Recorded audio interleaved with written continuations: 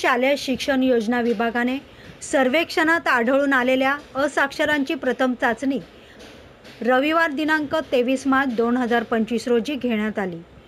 कल्याण डोंबिवली महानगरपालिकेच्या शिक्षण विभाग क्षेत्रात एकूण असाक्षरांची नोंदणी 2249 एवढी झाली असून यापैकी मराठी, हिंदी, इंग्रजी व गुजराती माध्यम मिळून एकूण 2055 असाक्षरांची प्रथम चाचणी घेण्यात आली।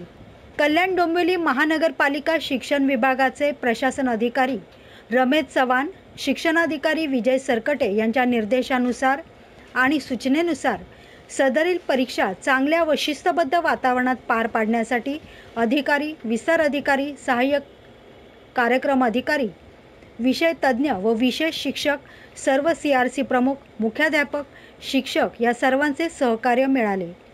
शिक्षण विभागाचे सदरील परीक्षेचे कामकाज नोडल अधिकारी विजय सरकटे, शिक्षणाधिकारी यांच्या मार्गदर्शनाखाली झाले। या परीक्षेसाठी चंद्रमणी सरदार, सर्व विषय तज्ज्ञ तसेच तंत्रस्नेही शिक्षक विलास लिखारसर यांनी काम पाहिले।